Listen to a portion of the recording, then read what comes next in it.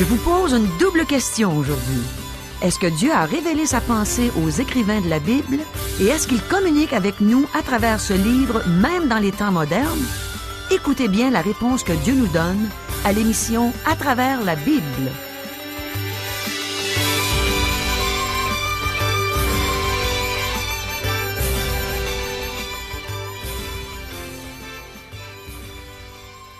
Bonjour, ici Caro. Dieu nous a donné une intelligence, puis il s'attend à ce qu'on se pose des questions. Vous êtes d'accord avec moi? Par exemple, la Bible est-elle vraiment la révélation de Dieu? Ou vous allez peut-être dire, j'ai simplement à ouvrir ma Bible, puis Dieu va me parler, comme ça. Dieu veut-il réellement communiquer avec moi? Est-ce que j'ai assez d'intelligence pour comprendre le langage de Dieu? Est-ce que chaque mot de la Bible est vraiment la parole de Dieu? Ou qu'est-ce qui me dit que les hommes qui ont écrit la Bible étaient entièrement inspirés de Dieu? Eh bien, notre enseignant, Régent Joly, va nous donner les réponses de Dieu aujourd'hui. Mais premièrement, prions. Seigneur, notre Bible est ouverte, puis nos cœurs sont ouverts pour recevoir ce que tu désires nous enseigner.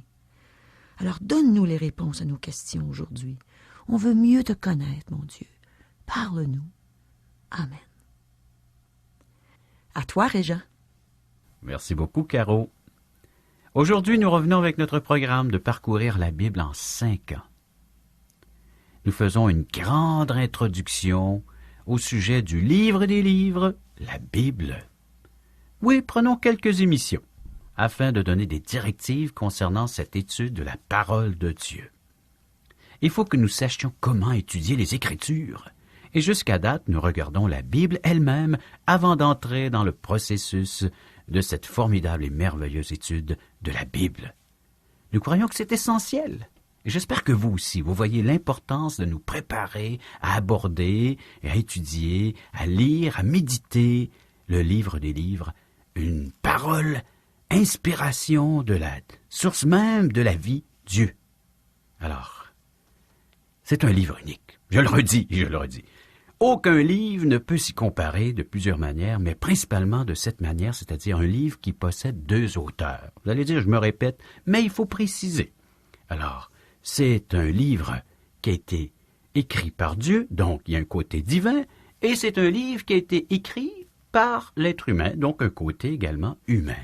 Côté divin, le livre de Dieu, il communique avec l'homme, il parle avec l'homme, il transmet sa parole en entier. Sa pensée, ses émotions, ses sentiments, ce qu'il ressent à l'égard de l'humanité. Oui, à l'égard de moi, à l'égard de toi. Qu'est-ce qu'il ressent présentement à la façon dont nous vivons, à la façon dont que même nous pensons, à la façon dont que nous sommes en train de réaliser des choses. Dieu s'occupe de ces choses-là. Dieu s'intéresse. Et également, du côté humain, comme vous avez pu constater, on va le revoir davantage en étudiant les textes, nous allons connaître l'homme tel qu'il est. Dieu a laissé l'être humain s'exprimer librement. Dieu a utilisé approximativement 40 auteurs sur une période d'environ 1500 ans. Et chacun a parlé, s'exprimant dans ses propres sentiments et selon, il va s'en dire, son contexte dans sa propre génération. L'être humain avec ses limites et ses erreurs. Nous allons le constater dans les prochaines semaines, les prochains mois à venir, lorsque nous étudierons le texte de la Bible. Les hommes peuvent se tromper. La Bible n'a jamais été prise en défaut, cependant. Elle a une parfaite connaissance du passé, du présent et de l'avenir. Ce qu'elle dit arrive infailliblement et ses prophéties deviennent histoire. L'archéologie a confirmé les récits bibliques des temps les plus reculés. La Bible n'est pas un livre de science, mais ses déclarations n'entrent pas en conflit avec les grandes découvertes de nos temps modernes. Ce sont seulement des théories ou des hypothèses qui s'opposent à la Bible.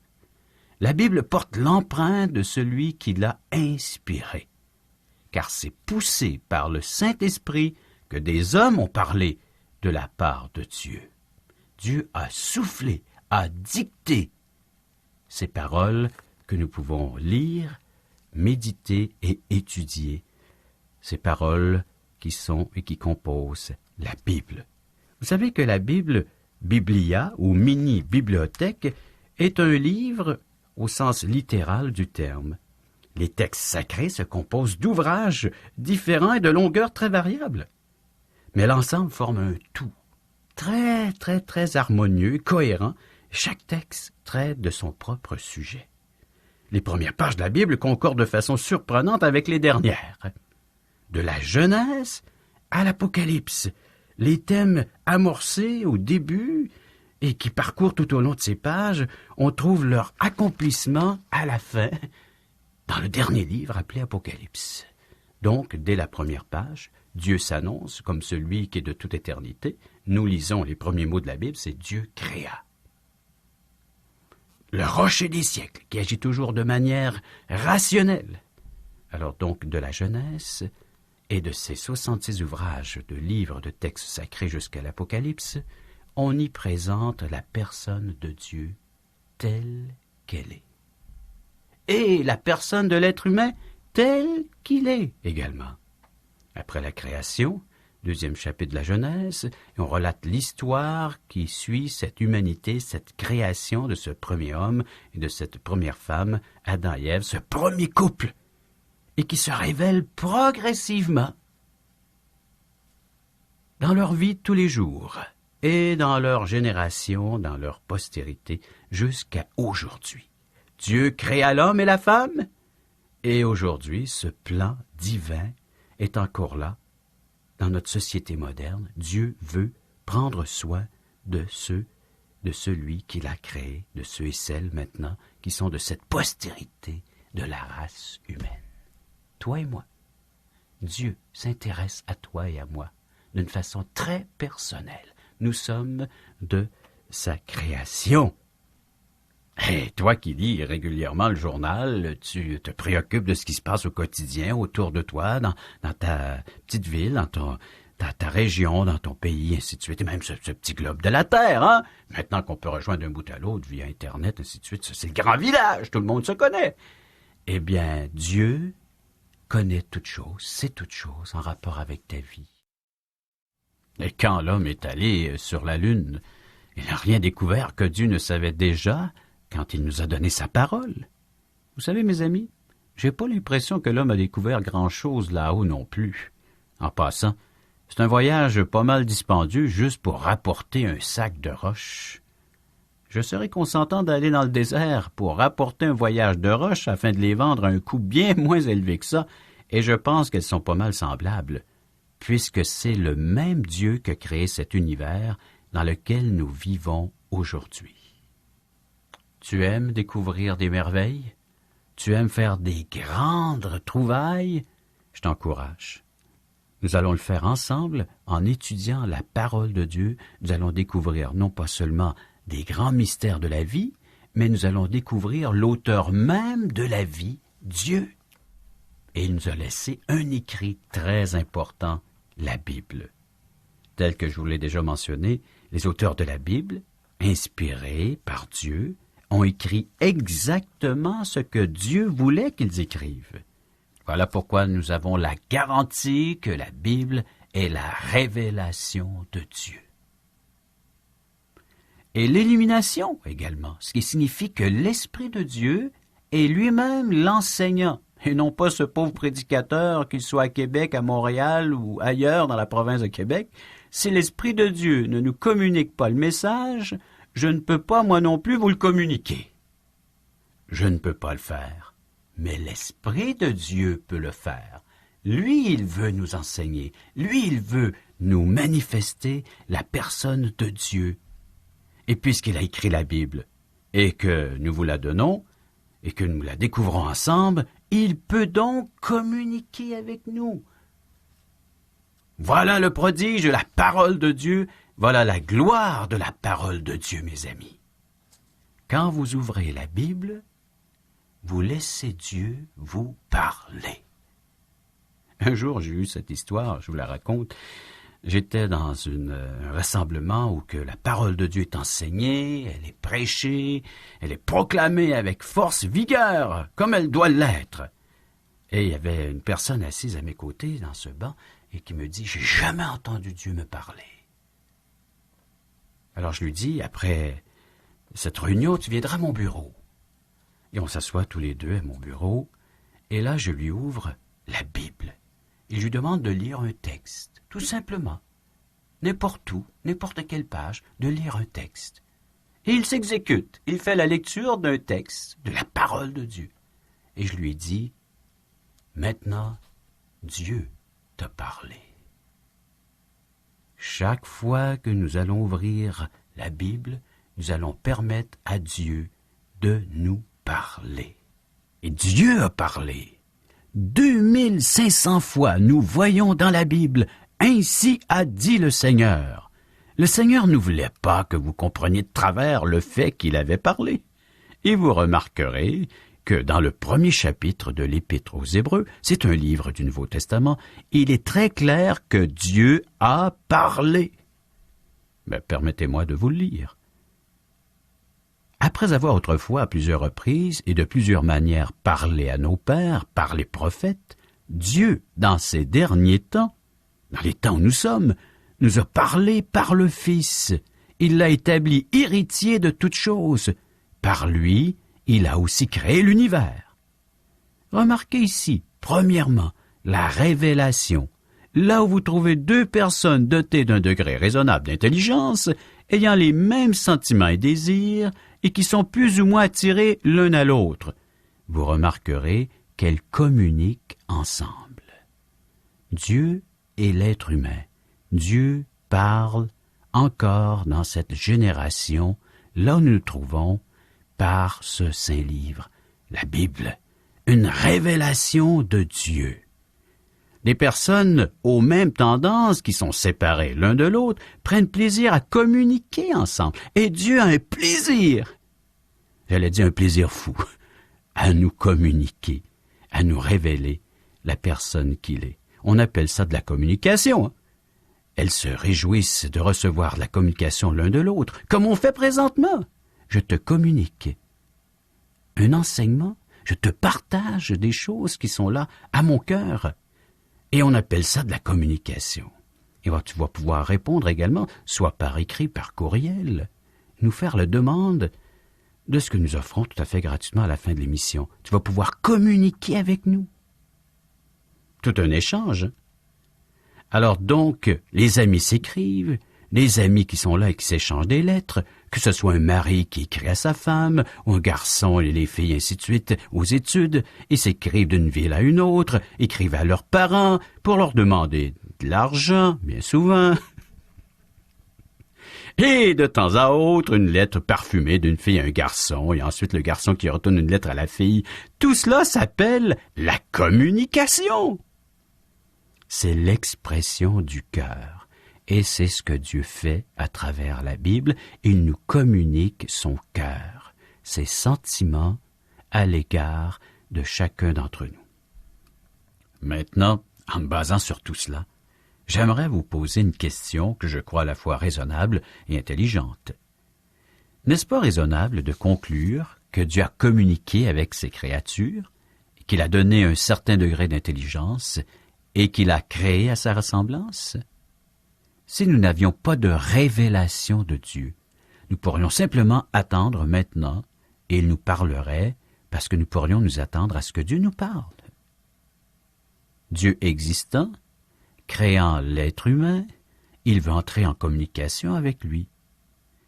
Vous remarquerez que l'écrivain de la lettre aux Hébreux, un livre du Nouveau Testament, précise que dans l'Ancien Testament, la Bible est composée de deux parties, un Ancien et un Nouveau Testament. Avant la venue de Jésus-Christ, l'Ancien Testament, et le Nouveau Testament qui nous parle de cette venue, de cette naissance, du ministère, de la mort, la résurrection de Jésus, c'est le Nouveau Testament avec toutes ces lettres en rapport aux églises qui existent depuis ce temps jusqu'à nos jours. Alors donc, dans l'Ancien Testament, Dieu parlait à travers les prophètes et que maintenant, aujourd'hui, dans le Nouveau Testament, il parle par la personne de Christ. La révélation aux prophètes dans l'Ancien Testament, la révélation de la personne de Christ dans le Nouveau Testament. Ce sont là la parole de Dieu exprimée, le moyen par lequel nous pouvons connaître la communication que Dieu fait présentement à l'égard de l'être humain. Je crois que Dieu a communiqué à travers d'autres moyens, tels que la création. Regarde autour de toi. Regarde tout ce qui existe, cette nature. Eh bien, l'apôtre Paul a dit un jour, et je cite, c'est rapporté dans la lettre aux Colossiens, chapitre 1er, verset 16, c'est une lettre du Nouveau Testament, qui nous dit qu'en Jésus ont été créées toutes ces choses qui sont dans les cieux et sur la terre, aussi bien les choses visibles que les choses invisibles, les choses qu'on ne peut percevoir à l'œil. Dieu a créé toutes ces choses et il te communique un message à travers cette création. Je crois aussi que Dieu a communiqué avec l'homme à travers le cœur humain.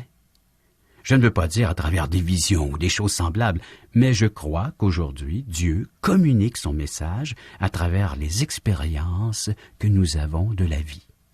Tes propres expériences, mes propres expériences, Dieu est en train de nous parler, de nous communiquer des choses importantes concernant notre existence. Je suis certain que plusieurs d'entre nous pouvons faire un recul dans notre vie et nous pouvons voir la main de Dieu. La main de Dieu présente dans certains instants, dans des moments bien précis de notre vécu. Le point que nous voulons faire ici, c'est que Dieu communique avec nous à travers la Bible. Cela s'appelle la révélation.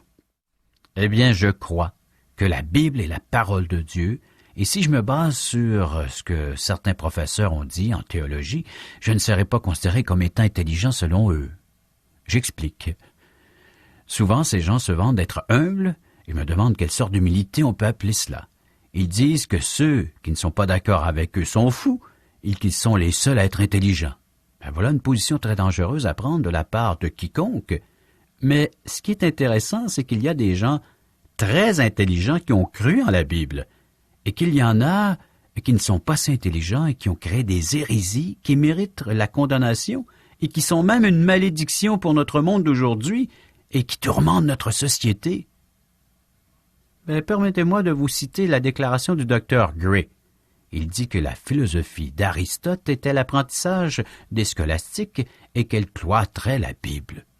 Elle adorait des os dans les églises en tentant de les relier aux apôtres.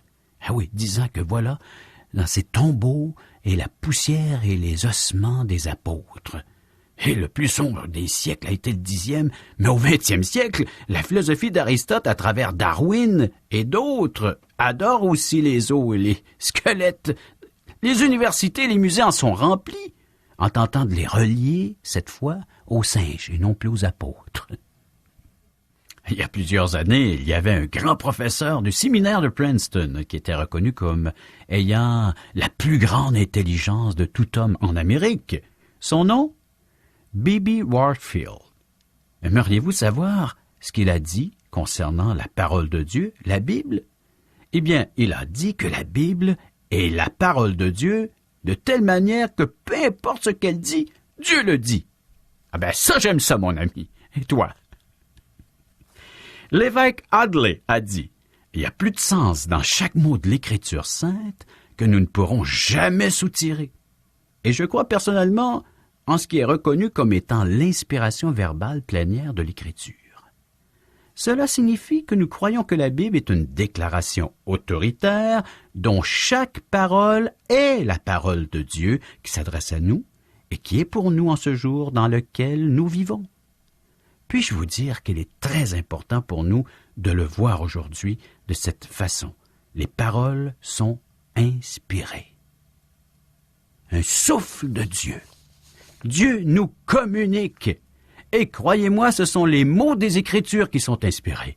Et nous avons besoin de le reconnaître. Nous avons besoin de garder ça devant nous aujourd'hui. Et j'aimerais bien avoir le temps d'élaborer sur ce sujet énormément, mais pour aujourd'hui, je vais continuer de vous parler de l'inspiration, parce que l'inspiration garantit la révélation de Dieu. Et c'est exactement ce que dit ce livre aux hommes. Et Paul l'a écrit à un jeune croyant du nom de Timothée. Vous retrouverez ces lettres dans le Nouveau Testament. Pierre l'a écrit également dans sa dernière épître, dans sa dernière lettre vers la fin du Nouveau Testament.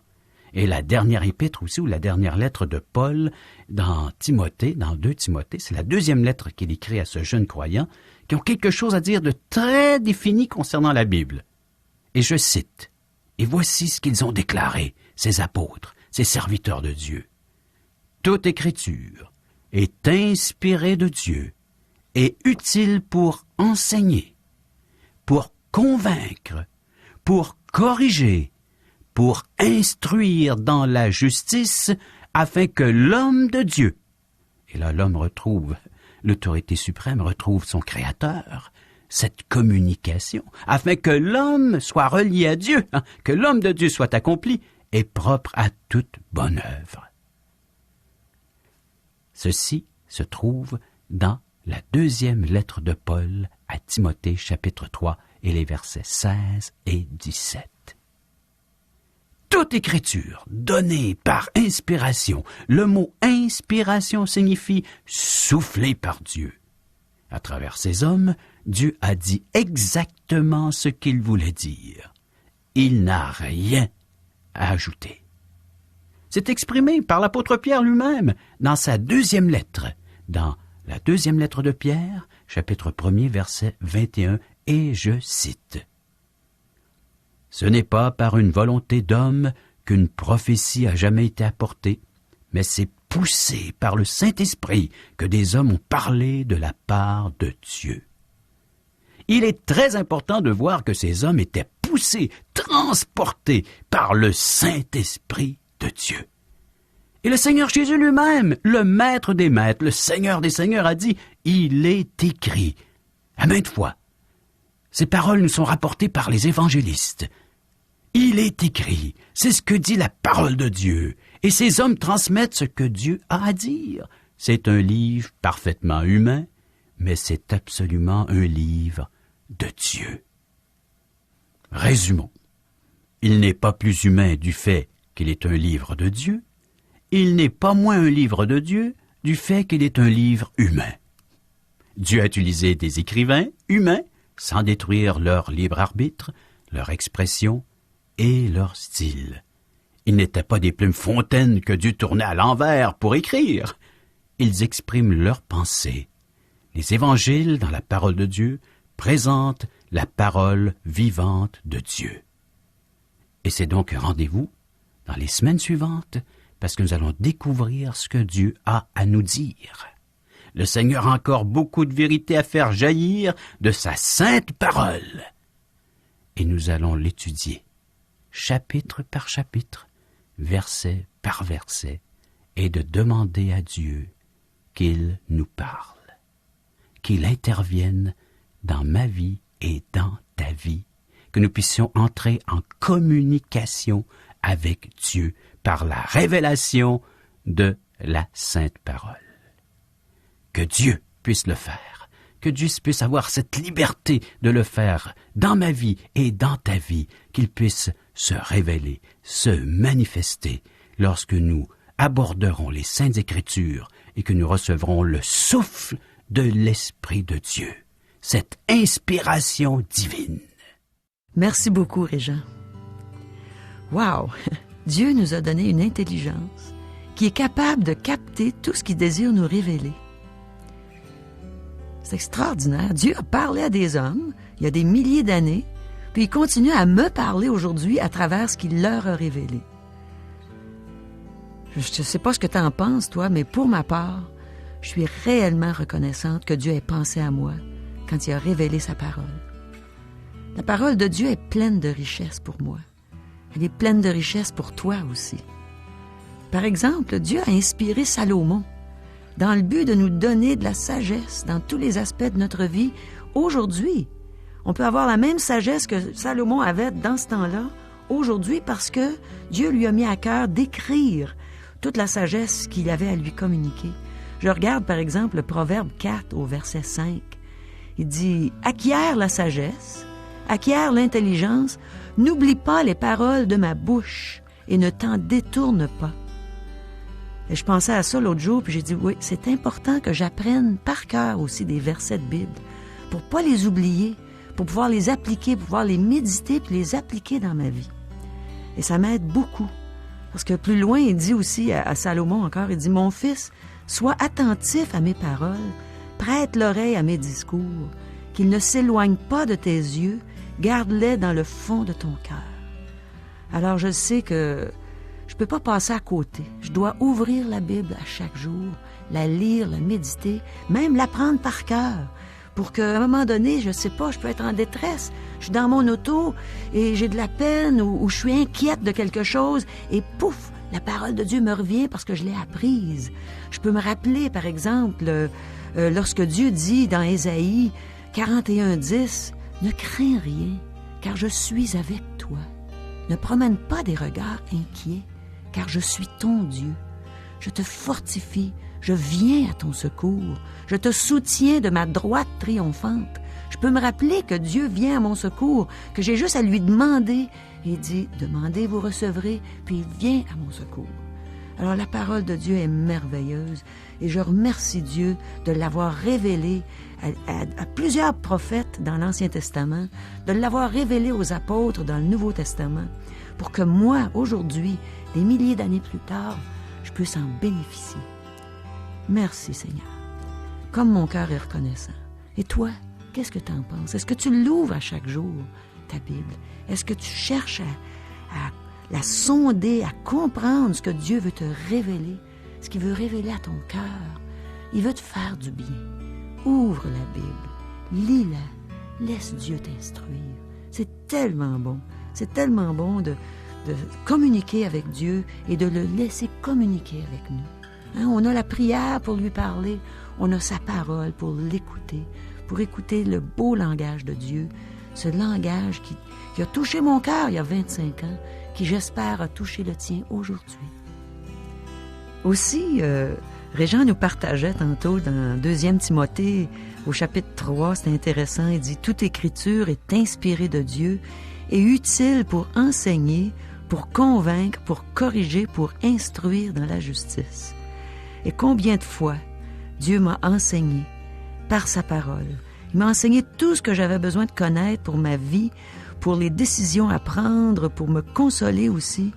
Puis ensuite, il dit pour convaincre. Il y a 25 ans, Dieu m'a convaincu que j'étais une pécheresse perdue. Et il m'a attiré à lui. C'est lui, par son esprit et par sa parole, qui m'a convaincu que j'avais besoin de me repentir et de recevoir Jésus comme mon sauveur, comme mon Seigneur. Et c'est là qu'il a vraiment transformé ma vie. Alors, en cette journée, je t'encourage, mon ami, à ouvrir ta Bible et à chercher ce que Dieu veut te communiquer.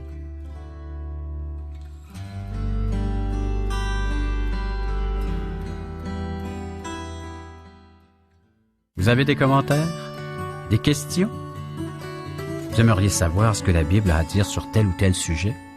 Écrivez-nous. Vous pouvez recevoir par le fait même des cours bibliques que nous offrons tout à fait gratuitement, ainsi que des invitations à assister à l'un de nos merveilleux déjeuners de l'espoir offerts à la grandeur du Québec, où vous pourrez entendre des témoignages de vie transformées par le message de la Bible. Pour en connaître les dates et les endroits où auront lieu ces déjeuners, pour nous rejoindre, un des membres de l'équipe d'Aujourd'hui l'Espoir est disponible à recevoir vos commentaires. Vous composez le numéro de téléphone suivant, 1-877-l'Espoir, 1-877-l'Espoir, ou via notre site Internet www.espoir.ca, ou bien vous nous écrivez à Aujourd'hui l'Espoir, 6640 3e Avenue Ouest, Charlebourg, Québec, le code G1H 6H4. Ici, Régent Joly qui vous dit à demain.